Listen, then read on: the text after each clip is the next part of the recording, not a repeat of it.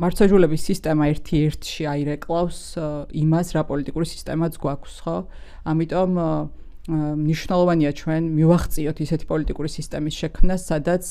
ერთი პოლიტიკური ჯგუფი და ვინც არ უნდა იყოს ეს, იგდებს მთელ ძალაუფლებას ხელში და არანაირი ანგარიშვალდებულება არ აქვს არც საზოგადოების, არც სახელმწიფო ინსტიტუტების და არც პოლიტიკური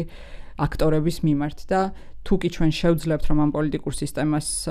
შევებრძოლოთ, რაც 10 წლეულებია დამკვიდრებულია ამ ქვეყანაში, მაშინ შევქმნით რაღაცა საფუძველს, რომ უფრო სამართლიანი მართლმსაჯულება შევქმნათ. მარტივი რეფორმისტული ხედვები ვერ უშველის ჩვენს მართლმსაჯულების სისტემას, ჩვენ გვჭირდება ტრანსფორმაციული ხედვა, რომელიც ზოგადად ახალ დანიშნულებას მისცემს მთლიანად მართლმსაჯულებას და რეპრესიაზე, დასჯაზე შიშზე დაფუძნებული მართლობის სისტემა, რომელიც პირდაპირ გადის სამართალდამცავ და მართლმსაჯულების სექტორზე, უნდა დასრულდეს და ჩვენ გვჭირდება თვისებრივად ახალი ტიპის მართლმსაჯულება, რომელიც შექმნის რაღაცა კეთილდღეობის, სამართლიანობის და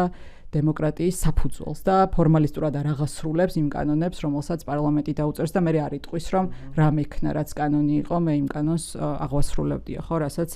10 წლეულებია ვისმენთ და ვხედავთ.